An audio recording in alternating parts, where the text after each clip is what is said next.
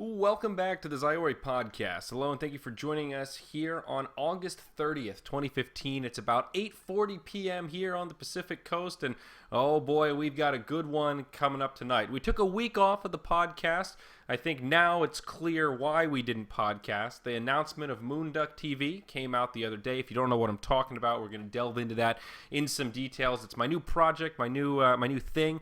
We're going to pontificate about that whole concept, that whole idea a little bit tonight. We're going to talk about Beyond the Summit, my exodus, and some of the nitty-gritty in between that. And this is probably one of those podcasts we're going to open up for a little Q&A coming up at the end, because you know what, this podcast, I just kind of sat down and decided to do it. First things first, though, we're going to talk about Europe. I'm actually heading off to Europe for the month of September.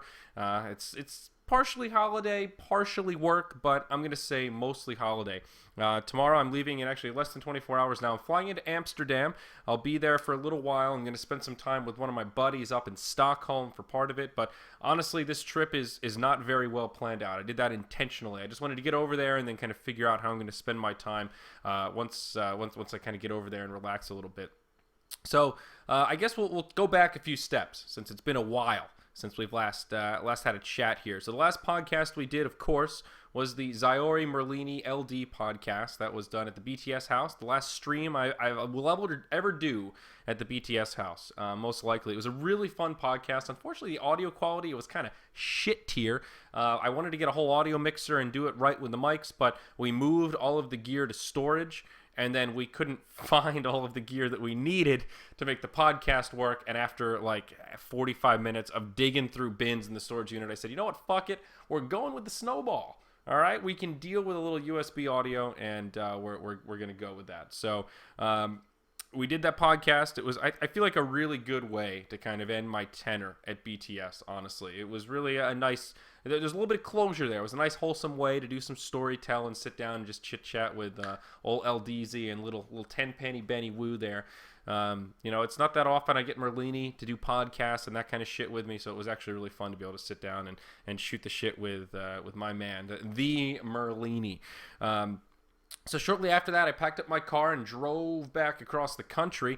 Whoa, what an adventure that was. So I've done it once before. I packed up all my shit and then drove across from New Jersey to California to get to BTS. And it was kind of a tricky decision that I got stuck in of where I wanted to move after leaving BTS. It was decided much earlier than we announced that I would be leaving BTS. It was actually at the TI5 qualifiers when we decided this is just not fucking working. I think we need to go our separate ways. But we kind of kept it together, stayed professional. We didn't want to have any kind of a public discourse or anything like that. And I could have chose to announce a little bit earlier, but honestly, I didn't want to make a big stink before going into TI5. One, because I didn't want to be the dick that takes attention away from the event and all the hype surrounding it with my own troubles. And two, you don't really know exactly how people are going to react to that kind of stuff, and you always know there's going to be some sort of negativity attached to you parting ways and hopping aboard the hype train on some other studio. So I just wanted to wait until TI was done, focus on the event, and then do all the personal shit afterwards during the shuffle. So we moved on from that. And I didn't really have any great alternatives for living situations. I actually kind of would have liked to stay in SoCal just out of convenience. It would have been great if I had a local group of friends, could have couch surfed a little bit, figure out what I'm going to do, maybe apply for some jobs, whatever it is, and not have to move all the way back across the country. But I moved out to BTS. We worked all the time, just hung out with each other. Didn't really make that many friends in SoCal. I don't really have too many people I can just quick dial and be like, hey, bro, I did all those things for you like 5 years ago. Let me crash at your place for a couple weeks. I actually have that in New Jersey, and I don't have that in SoCal. So that kind of sparred the whole idea to, all right, you know what, fuck it. I might as well drive back across, and at least while I'm figuring things out, deciding where I want to live, what kind of job I want to go for, I can store my stuff in Jersey with friends, with my folks, and at least kind of have a home base temporarily. So that was kind of the thought process in driving back across. I have to say, having done it twice, I don't think I'm going to do it again. My God, it is a grind. I remember thinking, like, at the 12th hour, the beginning of day 2, just thinking, this is the grind of all grinds. You just sit there, just I'm going. I'm holding her straight. And you pretty much just go straight until you get to the other side of the country. It's unbelievably boring. I didn't even listen to any podcasts this time. I just rocked out to music, got into my own headspace. I made a pit stop. I didn't really advertise it too much, but I stopped off at the Dota Cinema House for, was it at least 3 nights, 4 nights, something like that. I stopped in Phoenix and then did the rest of the trek in about 3 days. I hung out with Toffees. I'm sure some of y'all saw that picture, the IRL coffee with Toffees, with the famed NASCAR mug. That was a lot of fun as well. Had a lot of fun at the DC house. That's where I picked up this bad daddy. You might be checking out that artwork behind me. That is Mutated Life Stealer. I don't know the name of the actual set, but dumb dipshit Life Stealer there. Shannon didn't want it anymore. I don't know if that's a secret or not, but basically he said, hey, you like all this artwork here? Well, I got just the one for you. You can have the Life Stealer that we don't like looking at. So I took it. I'm not sure how I feel about it. It's kind of a creepy piece, honestly. He's a little too mutated for my taste. I showed it to my folks, and they were like, cool, wow, that's really awesome. I was like, yeah, it's kind of neat.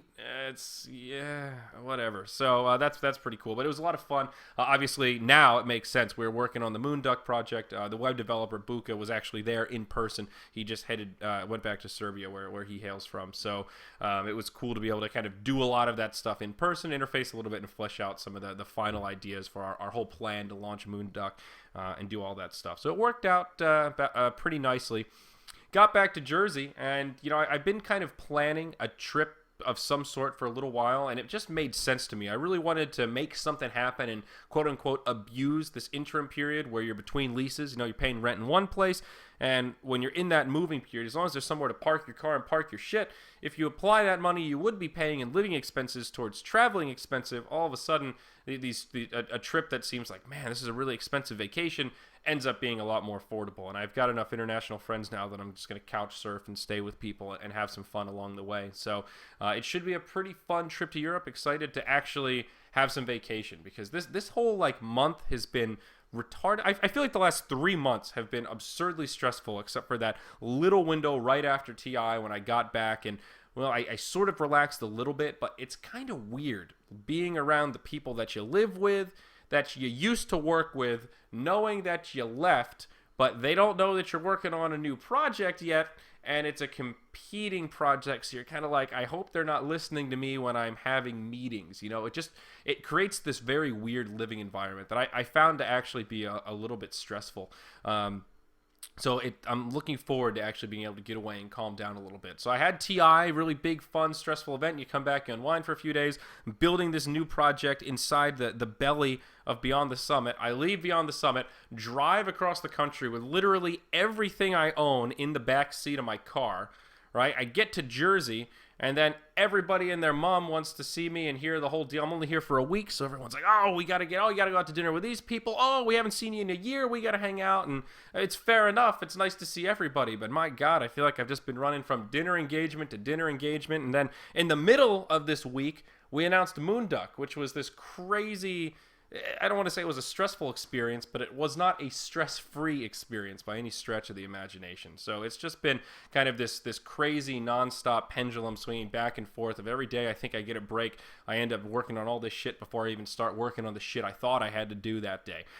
So I'm going to start in Amsterdam. The plan is to tour around a little bit. I'm going to head over to Cologne and check out the ESL studios. That's definitely on the docket. While I'm there, I'm going to see my man Pimp Muckle. So you may see us do a podcast or a stream or something. That's kind of my plan, is to do as many podcasts and things as possible while I'm over there, and talk to people and kind of anyone interesting that I'm sitting around with, or if I go stay or visit a player, sit down and try and record a podcast. So I want to at least do a few while I'm over there and try to keep up with the schedule, talk about all the cool things I've been seeing.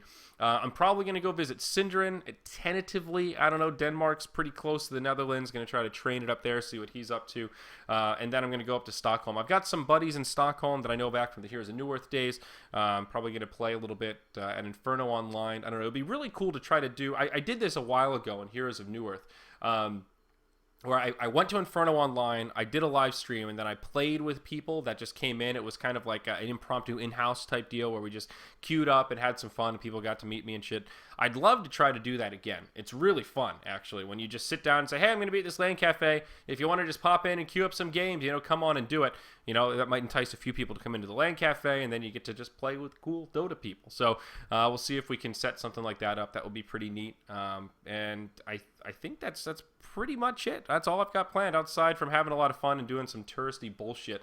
I'm going to check out the DreamHack Studios as well. One of their staff was like, oh, shit, you're coming over. I got to get you a tour. There's a lot of cool stuff. And I've been to DreamHacks, but I've never actually been to the TV6 studio or seen like the DreamHack set or done any of that stuff in person. So I'm excited to actually get a taste of what's happening over in the Swedish land. Okay, so where are we here? I guess maybe it's time to talk a little bit of Moonduck, huh? Is that the is that the time that we're at here? So timeline-wise, I announced that I was leaving BTS not that long ago, but I've been working on this project for a while. Like I mentioned, TI5 qualifiers in Bucharest, that was really the time when we had this kind of my final review, our heart-to-heart of just... I spoke about all the things that I was having trouble with at BTS. They spoke about all the things they were having issues with in terms of what I was doing at BTS. And at the end, it just seemed like we're just button heads, and it's time to peace out. And basically, as soon as that happened, I immediately started looking around at other opportunities. And there's a surprising amount of opportunities in the esports space, and a lot of ones you don't really know about. But there's a lot of games out there that are just looking for talented, charismatic people to work on camera. So I was actually surprised that a couple developers reached out to me and were asked if I was interested in their game. I was kind of like, well, not really. I just kind of like Dota. There's always I feel like there's a very analogous scenario, like how players can go from playing to casting very easily. If you're a pro player, at pretty much any point, you can throw in the towel and say, I'm tired of this really high stress lifestyle being a player. I want to go back and I want to be a caster. You can make that transition anytime. It's super easy. But once you become a caster, it's really hard to go back the other way and become a full-time player again and be a top-tier competitor if that's what you once were. I feel like for casting, it can be kind of similar. I'm all in Dota. It's the only game I do right now. If I start jerking off and doing all these other games like Halo and Heroes of New Earth and StarCraft or whatever it is, even up-and-coming titles you haven't really heard of, it's always easy to do that. If you're working on a game that's really popular and, you have a Twitter following and all that shit, there's always an interest in these up-and-coming games to have those people vouch for how cool their game is. And that was a very important moment of clarity for me that someone explained to me, was like, don't throw away what you've built in Dota because someone wants you right now. There's always going to be people that want you to talk about how cool their new hot game is. Everyone, all those companies that are trying to sell their game under the breadth of esports, like, this is the new esport. It's like, except your game doesn't have any following. Who are the fans? If there aren't any fans, you don't really have an esport. That's kind of, you can't just say I have an esport because you have like all the people that are like Rocket League, that's the next big esport. I'm like, I don't really... I mean, maybe I'm wrong. Maybe people will really want to play Rocket League competitively. The game has a high skill cap, but you can't just overnight say, oh, we made a spectator mode. We got an esport, folks. Buckle your seatbelts because these engines are getting started. It just doesn't quite work that way. So I was actually really nervous about not being able to find people to collaborate with after leaving Beyond the Summit, because the nature of this industry is so momentum based. Any YouTuber or anyone that kind of works in this esports or video game kind of entertainment new media industry will say it's all about keeping up that momentum, staying in front of your audience. Our audience is notorious for having a very short attention span. So you can't really just go on holiday for a few months and then come back and just assume you'll be able to turn on the stream to the same number of viewers you had when you left and you were streaming every day. Things change very quickly. So it's really scary if you go from something like BTS, where you have guaranteed income, at least guaranteed content to cast online, if not guaranteed LAN event work, from, you know what, I think I can probably find something. I'm going to start something new, or I'm going to find some gigs, just kind of putting it all out there and saying, hopefully somebody wants to work with me. That was really fucking scary.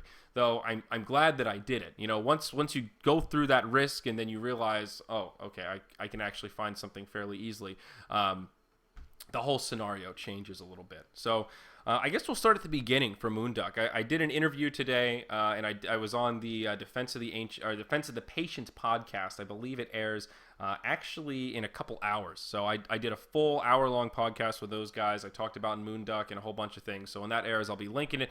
You can check it out and get some of the deets. But one of the questions I've been getting a lot from people is, whose idea was it? Like, who was the person that came up with this concept and got this group together? Because you look at the lineup of people that are part of Moonduck Studios. It's Cinderin, Purge, Sunsfan, Zyori, Pimp Muckle, Sir Action Slacks, Mott.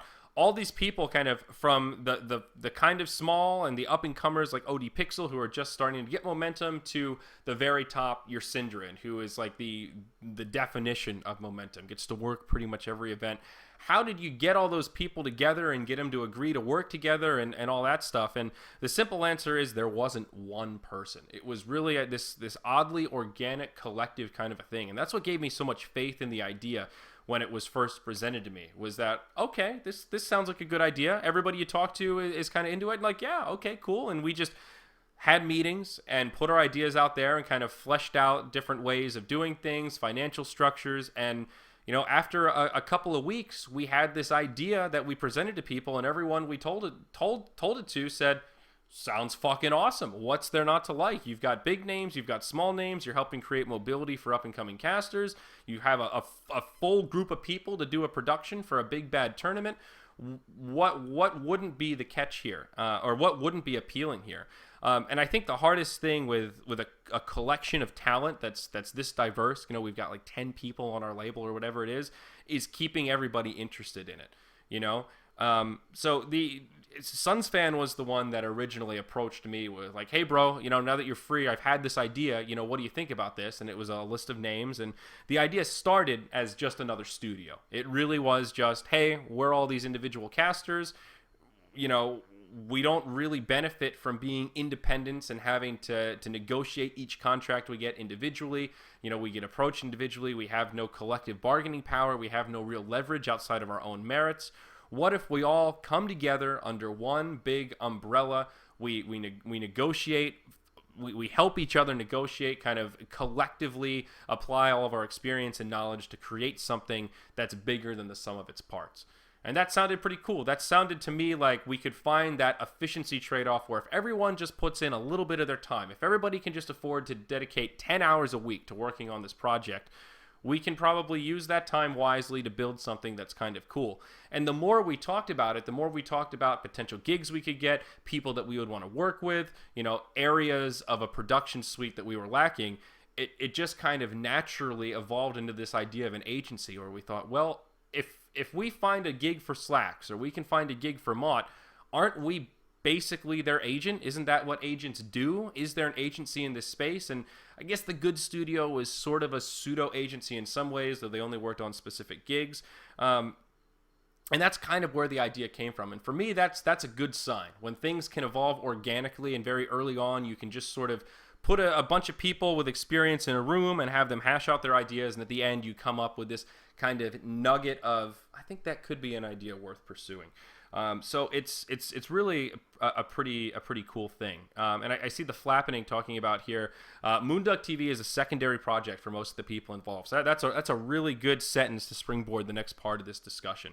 That is the second biggest question I've gotten for this thing is what is special about this? Like, what actually makes this a studio? Because A, you don't have an actual physical studio. You're not forcing people to relocate, and everybody's allowed to work on all their side projects that they've already been working on. So what's the fucking point? Why are you even bothering to pretend that you have a studio that doesn't really exist? And there are some legitimate points to that. When you say we have a studio, it kind of implies we actually have a physical studio that everyone goes to, which we don't yet, but we will. The plan, of course, is to have a physical location that we can utilize, with a backdrop and a desk and all that shit, for those cases when you find a tournament organizer that really values that. Some tournament organizers really want something that's a little bit more like a serious production where you have everybody in-house and legit camera feeds and that kind of stuff, and we're going to be prepared to do that. Though the plan is for that to not be the core of what we do.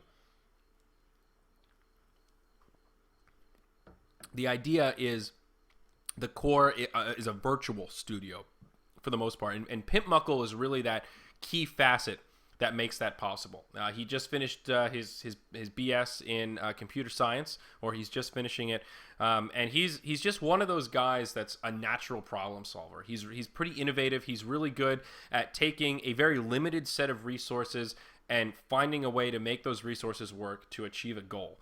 It's not always the most efficient means, it's not always the prettiest way of doing it, but he's really good at making things work. And he's someone we looked at as, if we can all find the proper software and hardware to hook into him virtually, and all of our casters can be remote, live wherever they want, travel around, work other events, and just hook into this central hub, we can make up for the fact that we're not all in a studio by doing some cool content, doing stuff like not cutting to music, being more interactive with chat, continuing that sort of DC style of talking in between games, not rolling as many commercials, not having super sellouty sponsors where we're plugging G2A every other game and G2A.com, quack, quack, going, we don't have to do all that shit. We have some choices here. So that is part of the big appeal for those people. Someone like Synderen, he lives where he lives for a reason. He doesn't want to relocate to America. Purge lives where he lives for a reason. Everybody has, networks and families where they're set up or whatever it is. And this is a way to connect these folks that have been isolated in the past or have been approached by studios but haven't wanted to relocate. And traditionally, a lot of studios don't really value full-time casters that are not in-house because you can't utilize all the infrastructure and hardware that they've already invested in. If we don't have all that infrastructure and hardware, or we haven't invested in it yet, then there's no reason to fly everybody together. And for the most part, a lot of content that we do or we plan on doing, you don't need to be in the same place to have the core of it. It doesn't really matter if Synderen's in Denmark and I'm in New Jersey and we're casting a really fucking hype Navi game and there's 50,000 people watching. When the game's going on and everyone's really hyped, nobody's thinking, oh man, these guys are in different places. What a stupid broadcast. You're thinking, holy shit, this game's really awesome. I'm so glad Synderen's here to give us this awesome analysis in between Zyori yelling about hero spells, So it seemed to us like this ratio of investment for physical studio space versus the reward in our space just isn't quite there. It's really cool. Of course, it's valuable to have that studio space so you can push the envelope in production value and do all that kind of stuff. But when we think about the core of what BTS does, a lot of the content they broadcast is through remote broadcasters, through people that aren't in the same place. So that's part of the idea there. So the other half of this discussion piece is the whole concept of allowing people to work other gigs, work for other studios, continue doing the projects they're doing. Some of that is a function of it appeals to the people we're working with. Someone like Synderen, the studio needs him more than he needs the studio. Synderen's one of those people that could easily live just as a freelancer, contracting around. We gotta stop. Oh no. Hey, welcome. Thank you very much, Dr. Drywall. 8 months in a row. Now, that surprised me. I forgot that I had that on, and it actually really freaked me out. And now I lost my train of thought. Oh, yes, Synderen. We need him more than he needs us. Yeah, that's where we were. I actually completely lost my train of thought. For someone like that, so it doesn't make any sense for us to say, all right, Synderen, you need to sacrifice all the other cool stuff you're doing so you can put the studio first. We don't want to bar people from doing events, and that's sort of where the whole agency thing ties in from. We can be a studio and offer that full studio package. It gives us a seat at the table for a tournament organizer that comes in with a lot of money, doesn't know who they want to cover it, and now we can offer a full package. They can approach our agent, we can say, okay, these are our different packages, these are the different financial arrangements depending on what your budget is. This is what we can offer. Let's make a package that works for you. We can do that now because we operate as a studio rather than a bunch of individuals that aren't organized. But the second portion of it is we want everybody to be able to work as much as they can. The whole idea is to give people resources to get better contracts, get more gigs, and improve at what they do. Have a structured system so that people can give you feedback, so that you have access to people that are more experienced, have different experiences, and can give you some perspective. I spent so much time in my esports career having absolutely no fucking clue what I was doing, having no idea if I was making the right decisions. I felt like I was always just throwing darts and hoping that they landed somewhere on the dartboard. Sometimes they did, sometimes they didn't. In retrospect, a lot of the ideas I had, I think, man, if I had just talked to anyone who was remotely experienced in the industry, they would have been able to tell within 5 minutes that this is just a stupid idea. People have tried it before, it failed, it's not financially viable for XXX reasons, move on with your life. But, here I am trying to reinvent the wheel and learning things for myself.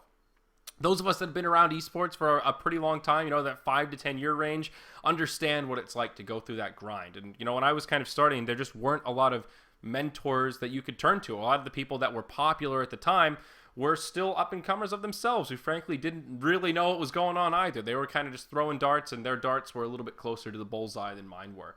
So the idea here is, for now, we have a finite set amount of people that are a little more established, a little bit experienced, but the whole goal is to get ourselves established as an agency, get our footing, secure gigs for everybody that's on our label, slowly expand outwards and pick up more talent as it seems reasonable, and then eventually, I think kind of the long-term goal is to be able to take applications and have people apply for true up-and-coming talent that can really benefit from the agency.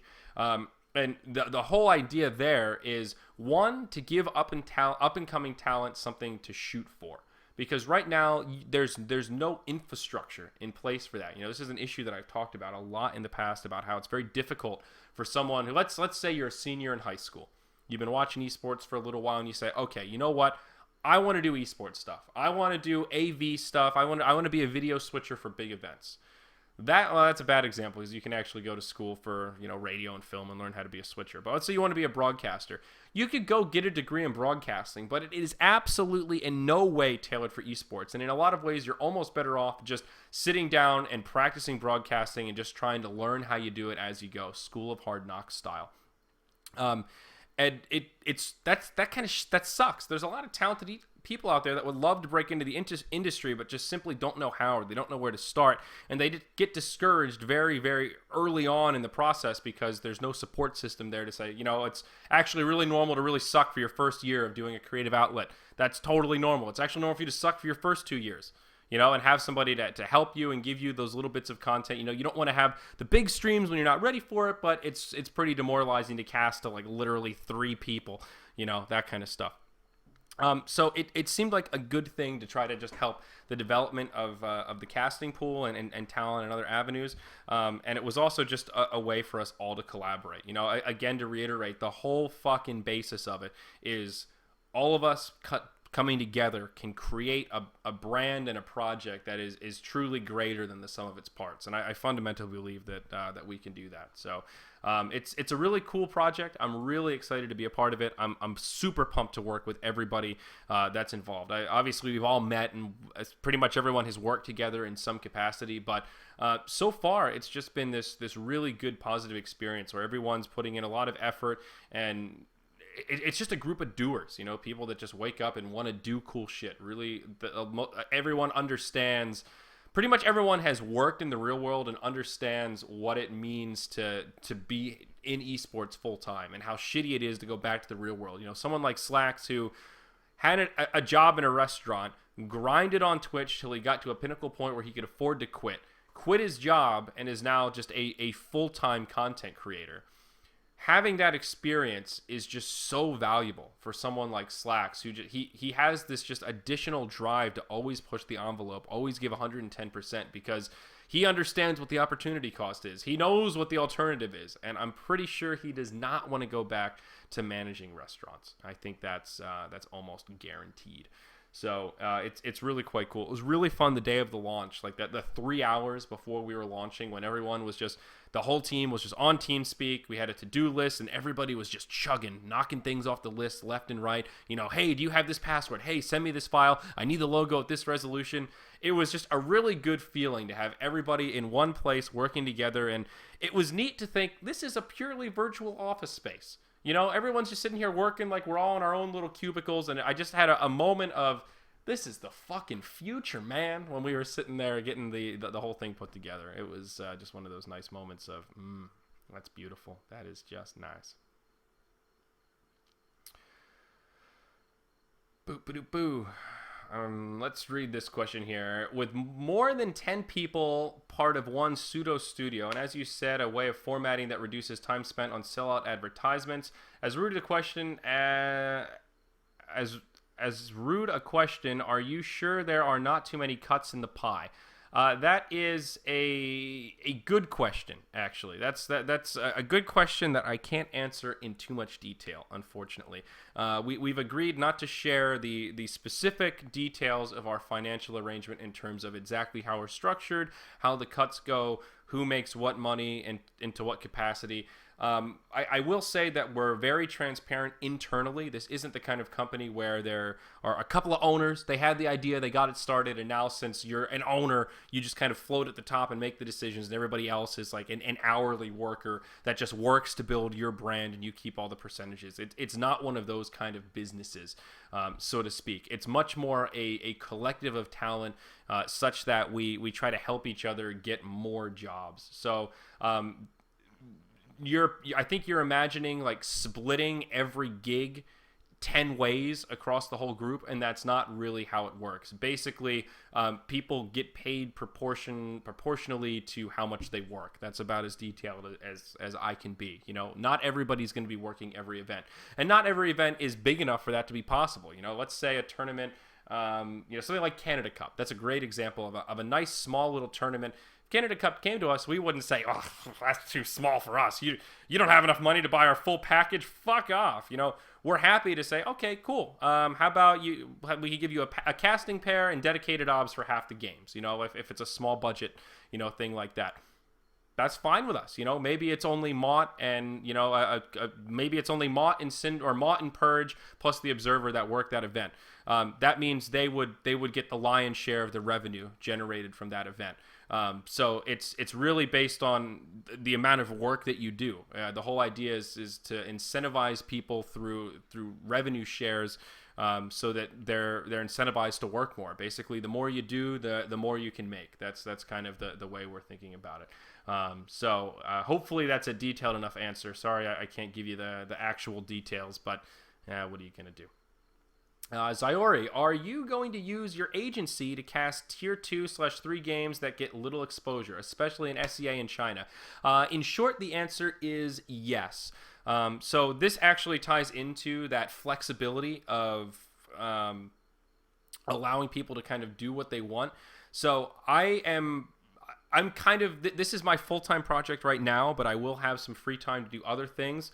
I personally, just as Zyori on ZyoriTV, am very interested in casting T2 Chinese and SEA content. Not all the time, but if there are games that are not being covered, I am so fucking excited to be able to just have my own channel, hop on, and cast. There's this weird thing about when you're part of a company like BTS, you can't just do random sporadic stuff like that, because we raised the bar high enough that there's a quality of an expectation of quality, right? When you turn on the BTS stream, people expect it to be good. There's going to be an X amount of viewers. If I'm just sitting there and there's some random SEA game that needs covering, I couldn't really just turn on the stream and just start fucking around and kind of observing and, have a couple beers and just kind of laugh with my friends about it and kind of cover the game and show it, but, not be serious caster mode. I can do that now. And there have absolutely been situations when that has come up in the past and I've been forced to say no because, it hasn't fit in with whatever package we were trying to deliver. So I'm looking forward to casting some of that stuff personally and having some fun with it, especially seeing CDEC go from Tier 2 team to fucking near TI champion. I remember casting that team when it was truly like a Tier 2 team just getting its footing. And seeing them go that far at TI was so fucking cool for me. Like if you open up your compendium and you go to CDEC, guess who's got the quote for that team? That's old Zyori right there. It was really powerful for me to see that. So it just added so much I feel like I see Tier 2 games in a whole nother light now. Like our scene has actually hit the point where there is mobility for these Tier 2 teams, and it's cool to think that casting these people that are no names now could be stars in less than a year from now. So on a more Moonduck related kind of note on that front, absolutely. We're not above casting Tier 2 games, Tier 3 games. Obviously, our focus is on top tier games, and that's part of where some of our casters will probably focus on some Tier 2, Tier 3 content, as if they want to. It's one of those things where if Mott comes to us and says, "Hey guys, somebody approached me to cast some Tier 3 tournament in SEA. What do you think? Should we do it?" I think the response would be, well, do you want to cast it, Mott? Does that sound like fun to you? And if he says, yeah, sure, I'd love to, then we work on, providing him the resources he needs to make that a complete show by whatever metrics that organizer is looking for. And if anyone else is interested, they're able to cast. Maybe that's a scenario where Mott pulls in a third-party co-caster, someone like Trout, or someone else who isn't on our label that wants to cover that content. Our goal is really to be as flexible as possible. As long as it makes sense and there's somebody in our organization that sees value in it and wants to do it, then there's absolutely no reason why we wouldn't do it. I don't think we would ever look at a tournament that has tier 2 and tier 3 teams and say, this tournament is too small for us. Sorry. The only reason that would be the case is if our schedule is full, we don't have the talent available, or if basically the same thing, if none of our talent want to do it. If nobody thinks that it's worth the time, or we just can't make it work financially, then we won't do it. Some of those tier 3 tournaments don't have any budget for broadcasters. If that's the case, then maybe not. But this isn't the kind of the deal where we're only exclusively doing the top tier creme de la creme tournaments. It's not about that. The project is about creating opportunities for people, and that means there are opportunities in all quadrants of the space, big and small. Absolutely.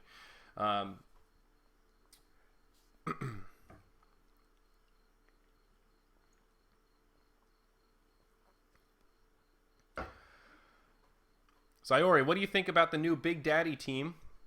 They have a new talented player, Miracle. Yeah, all of these new teams are going to be really interesting. Honestly, I'm not one of those people that really fiends the new roster shuffle. Like, oh, there's a new team announced. Let's theorycraft. I see it as one of those things. It's not worth getting too excited about because it's all subject to change till the date. Some of it is kind of rumor based, and I'm gonna put time into memorizing it once I know that it's actually kind of locked in stone. Pardon me. I think the shuffles this season are really interesting. The whole Owie 2000 getting kicked, starting a new team. That's pretty wild. That creates a really cool storyline because now you've got this ex-TI, the TI5 winners that are EG, and then you've got this one player who's still a TI5 winner starting his new team, and now he has a rivalry there. That's a really cool storyline, and I'm excited to see how that pans out.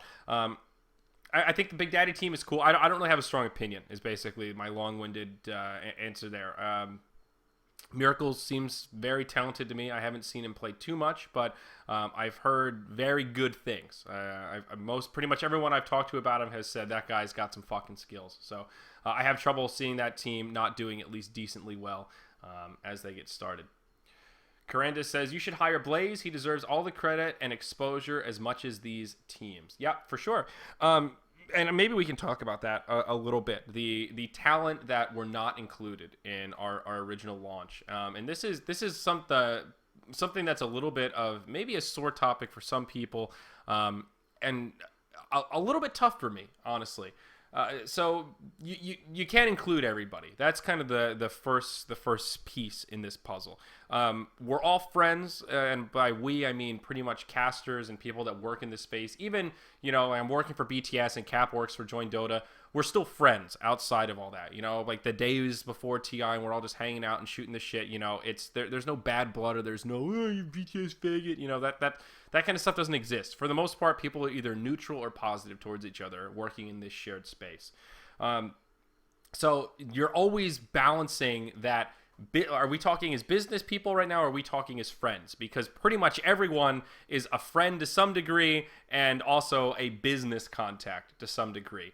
So I think some people expected kind of we're all friends. Maybe I should have been included this. I can't believe you guys didn't think of me. And that is kind of shitty. And just because we didn't include someone in our launch doesn't mean we didn't think about them or their name didn't come up when we were talking about who to approach and how to craft this thing. Basically, we wanted to achieve two things with the launch. We wanted to have a full breadth of talent. We wanted to be able to go to tournament organizers and say, hey, we can do the full package. We can provide you with multiple casting pairs, high-quality casting pairs, like OD Pixel Synderen level casting pairs, a full analyst panel with a host, in-game obs, and an on-site interviewer. We provide all those things. We can provide all those things, at least. So that fleshes out all the roles. There aren't really any other roles besides that. So once we kind of had our core crew, we didn't really see a need to bring on a second host or a second interviewer right away. It's going to be hard enough to find enough gigs for everybody when we have kind of just one or two or whatever the bare bones for a full suite is. And the second part of what we wanted to achieve, aside from being able to offer a full production, was also make sure that we could find work for everybody. That's a really high priority. That's how you keep people interested in a talent agency and a project like this. It's not much of a talent agency if you come aboard and then the agency's like, sorry, we can't get you any gigs because we're shitty agents. You know, so the more people you bring on initially, the more pressure there is to get everybody work. And it's unrealistic to expect that we can find plausible work for more than 10 people before the brand is really established. And I think everybody that was in the inner circle getting things started agreed that if we bring in too many people too early on, it could completely cripple the project and just ruin it before it even gets off the ground and becomes a real thing. So that's basically why someone like Blaze wasn't included early on. So all these people, like the goal is for this agency to be able to help people that are in the scenario such as Blaze, where you've obviously proven yourself as a hard worker, you've casted a lot, or you've done a lot of obs, or you've done a lot of stats, or whatever your niche is, but you're still having trouble finding gigs. You need people bigger than you to vouch for you, to put your name in the hat.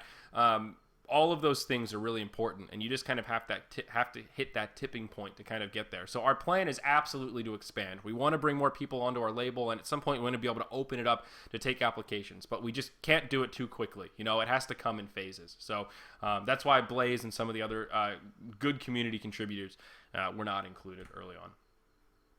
So if you give me some info on how I can contact you for stuff esports related, my Dota 2 understanding is pretty fucking high, and I want to monetize it somehow. Cool. You can PM me on Facebook or write me an email, Zyori@Zyori.tv. I will try my best, but I don't know how. I want to monetize it somehow. That's a very ambitious and vague goal. Zyori, who do you think will win the ESL SEA qualifiers? My God, I have absolutely no idea. SEA has always been one of those regions that's very... all of the teams can take games off each other pretty consistently, so I have honestly no idea. I haven't seen most of them since before TI. So, basically since the month leading up to TI, I have been focusing just on the teams that were at the main event. So outside of that, I'm pretty clueless. I'm out of touch right now. I've really been working on real life and Moonduck almost exclusively. I have played very little Dota since I actually haven't played a single game of Dota since I got back to New Jersey. I think since TI I've probably played like 5 games. I'm looking forward to doing a little bit of gaming once I get over to the EU. So let's see here. I saw a question that I wanted. If you could, please elaborate on the reasons/events that led to you leaving BTS. No need to use names for tact reasons. Oh boy, that is a thickie of a question. One that I could probably talk about for an entire podcast. But again, this is one of those kind of topics that really kind of sucks in the podcast environment because there are a ton of details and a whole lot of things that I could talk about here. But unfortunately, the vast majority of it is private or based around information that hasn't been released to the public yet, or about events that weren't public yet, or just conversations that were made in confidence. When it would be distasteful to reveal that stuff publicly. So unfortunately, I can't go into the details, but broad strokes wise, I think a lot of it really boils down to one big concept, and it was managing my workload between being a project manager and being talent. When I first got hired at BTS, I was not a very good caster, simply put. Obviously, I've improved a lot, all that kind of stuff, but I was basically the BTS Tier 2 caster. I grinded a lot of remote casts or online casts with remote co-casters.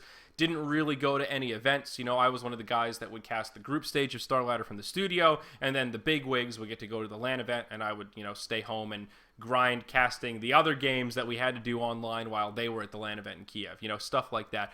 And that's cool. That's part of the learning experience. And at the time, that was a huge opportunity just to be in a studio environment, get to work with bigger and better gear, just getting to be around people that were more experienced than me and have that as a learning tool. That was really awesome and really powerful.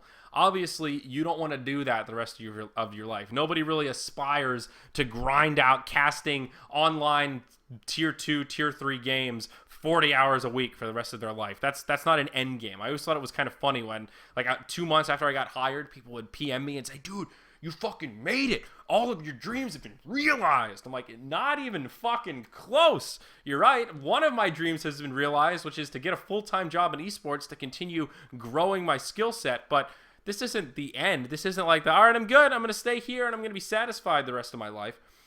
So I was basically just a remote caster. That was kind of my job. And then I, did some other, I was also in charge of show content. That was the other big thing I was in charge of. I shouldn't sell myself short. In the studio was basically my big project, right? So online content, that was me. Well, then we came up with the idea to do the summits, and we started hosting the summits, and I was in charge of logistics. I was basically a project manager for the summits, and it started off as kind of like, well, you're kind of the general project manager, and then it morphed into more you're in charge of logistics, drivers, support staff, dealing with admins, getting people from A to B and B to C, and scheduling and all that kind of stuff, just basic logistics. It's not fun work, but it's not bad work either. I didn't really mind doing it, though it wasn't the most glamorous thing. And that was a cool addition to what I was doing as a caster, because I have a history in business, as we're all pretty well aware at this point. And I enjoyed being able to apply some kind of business strategies, learn more about project management and how to organize projects, as well as being a caster. And I felt like still, all right, I'm improving my skill set, I'm learning, this is great. But something happened at the end of 2014, in the beginning of 2015. And some of it was happenstance. I think some of it was that I had just genuinely improved enough that they could sell me to LAN events. I also got a haircut that made me much more appealing to LAN events. There were a lot of events that didn't really like having that whole fucking thing associated with their brand. Very understandable. And that was the motivation to get the haircut, was that, okay, we reached this tipping point of it helped me stand out and get attention, and now it's becoming a bottleneck because brands want a slightly more serious image with their brand. So they were able to sell me to more events, and then we started going around to a lot of events. We did the Summit 2, and then I got lucky and got to go to China for DAC, and then I went to Major All-Stars, and I did 3 seasons in a row of Star Ladder, and I got to go to a lot of events. I did Red Bull Battlegrounds, and it's really, really hard to be a project manager and premium talent at the same time. And I use the word premium talent in a very specific manner here. I've hit multiple burnout points working for BTS. I think 3 times I just completely hit that point of my brain is done. There really is just like a straw that breaks the camel's back, where you just feel like I can't process this spreadsheet right now. I have not taken enough personal time in the last month, and I'm just kind of fried. I feel like I just kind of need to lay here and just listen to some music and not absorb anything for a little while. And the first 2 were managed through, kind of just changing the structure in my workload. But the third one came during the Summit 3 and kind of before it. We're at the Red Bull event. We're at Battlegrounds. And Red Bull, at the time, this was like the most prestigious event that I had ever done.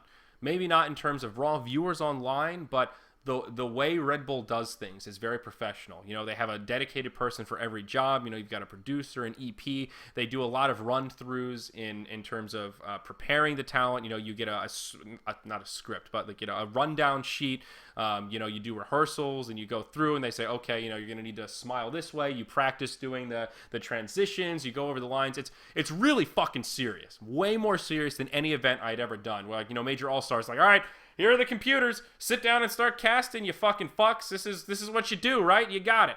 So, you just sit down, you wing it, and everyone claps and goes, woo, you figured it out. All right, awesome. And, we just kind of do the best we can. Red Bull's like, no, these are the lines. This is how you deliver it. You emphasize the bull, bitch. Emphasize the bull. You're doing these, it's really intense. So I'm at the Red Bull event, like 3 days before the summit is supposed to get started when our guests arrive. And, the producer's talking in my ear, and I'm just thinking to myself, I can't even listen to what he's saying. I'm just going over the checklist in my head of all the things I need to tell Rob to do today that I forgot to tell him to do last night because I was thinking about all this Red Bull shit.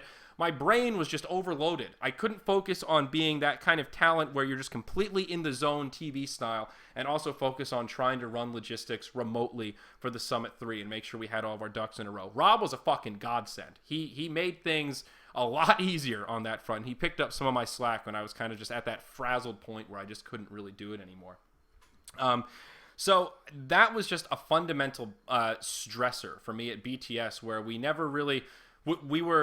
it's a very fast-paced work environment. So we were always kind of going event to event. We were always doing things very quickly. And there oftentimes wasn't really time to stop and think, okay, is everybody doing all right? Is this workload good? Is everyone too stressed out? It's more like, no, we got to do this now. We got to go. We got to get this event. Okay, that's done. But now we got this email. Oh, we got to reply to this really quickly. Oh, Cuddle Guy didn't get invited to TI. Oh, it's just constantly, it's like one thing after another after another.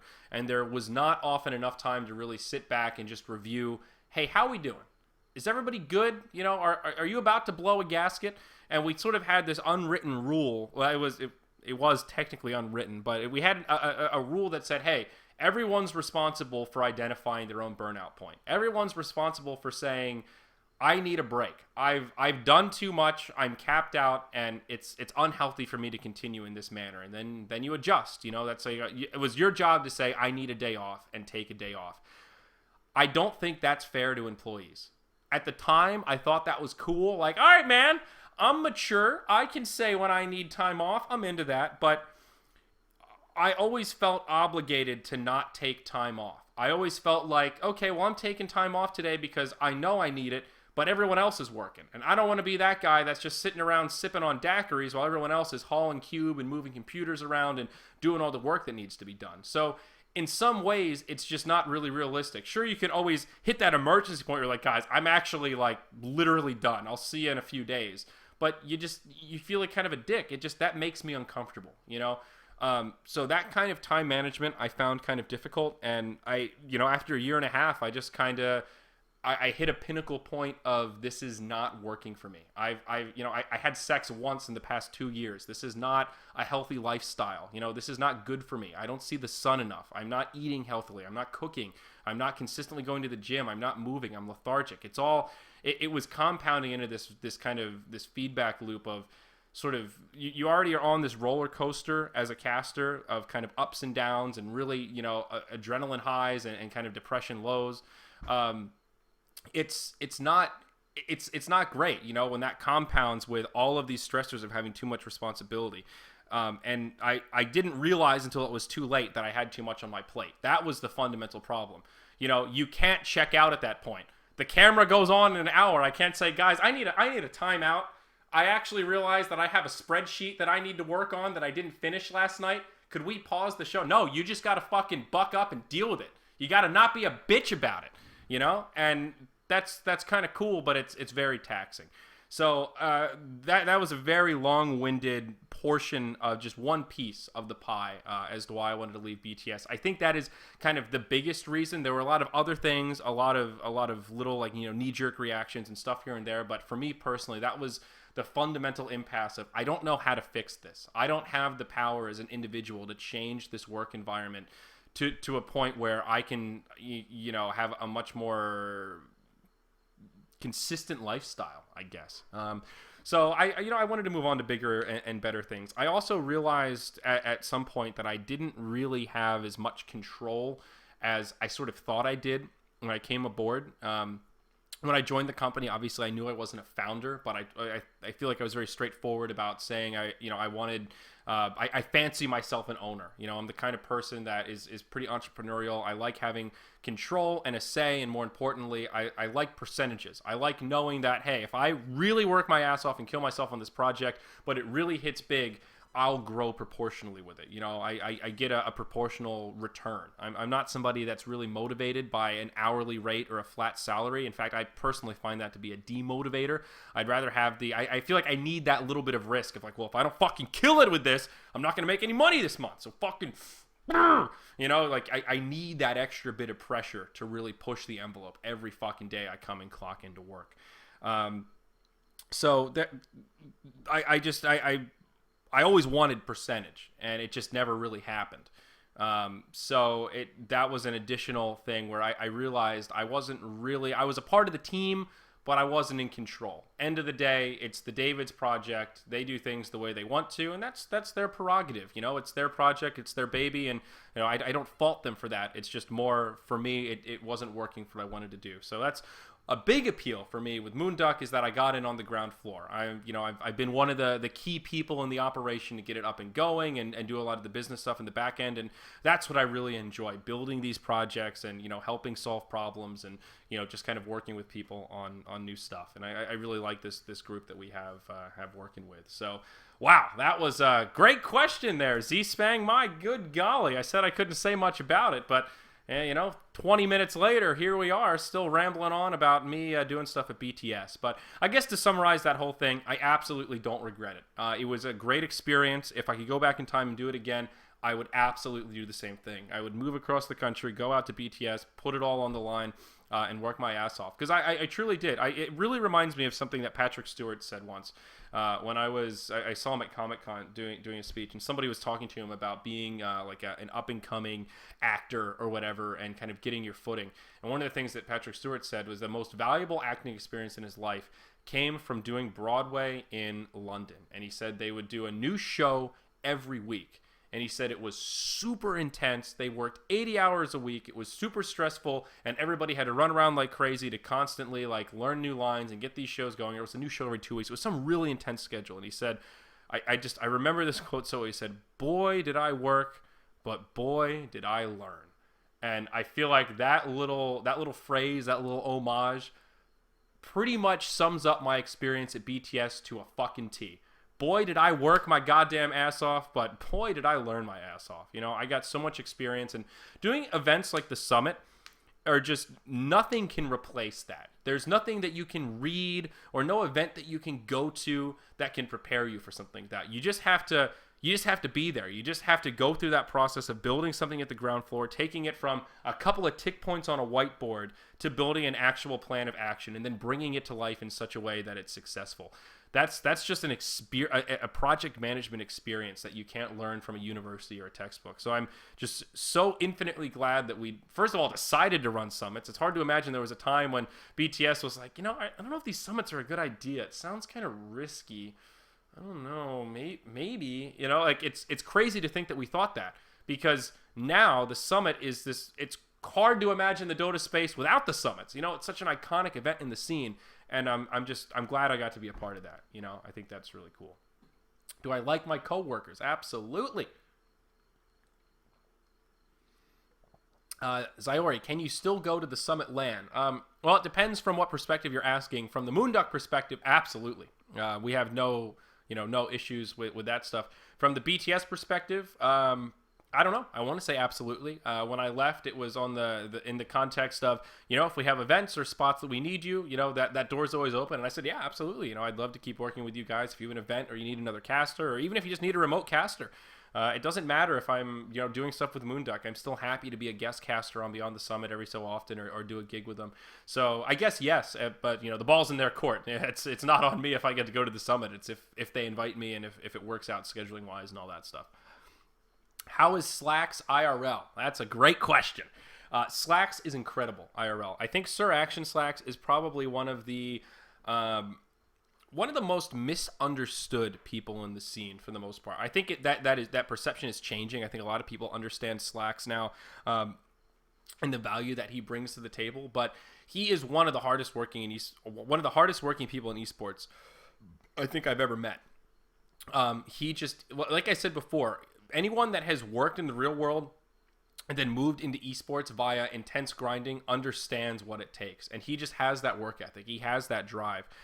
He's definitely a goofy fuck. He's a bubbly bastard. Like his character of Sir Action Slacks is, like most people, a really personified version of himself. But he's a genuinely nice person. He brings a really positive vibe and a really positive energy to the group. I think he's a genuinely funny guy. And what I like about Slacks is he understands a concept that not enough people understand, and that variety is good. From his perspective, there's a gap in the market for comedy. There aren't enough people that are willing to just go out there, be goofy, let people laugh, and just kind of, do something a little different. Wave your arms in the air all loosey-goosey style, And he understands what he does is polarizing, and that you either love it or you fucking hate it. And he's absolutely okay with that. He understands that that's the way it should be, and that not everybody has to like everything, and it's good to have something that some people really like, even if that group isn't a majority.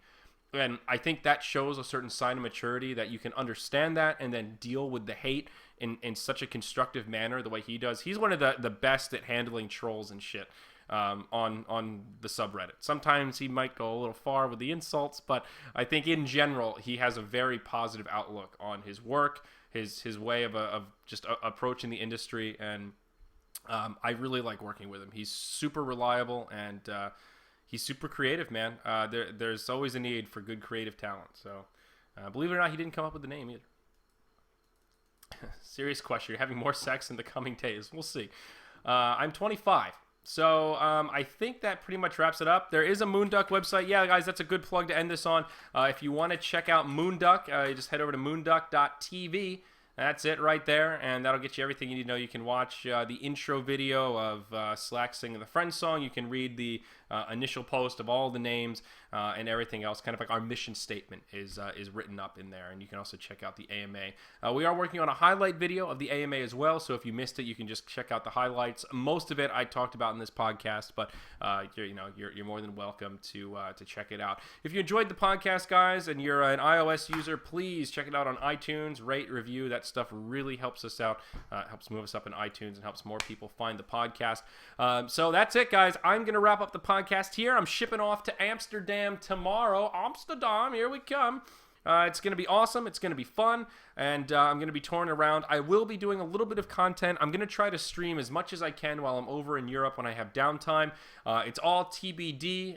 Any subs, thank you so much. I appreciate it. If you've been sticking in there, don't think I don't love you. You're fucking awesome, man. You're what keep on keeping on. So after that, there will be some more fun announcements coming up. We've got plenty of stuff on the horizon for Moonduck. Unfortunately, nothing that I can talk about now, but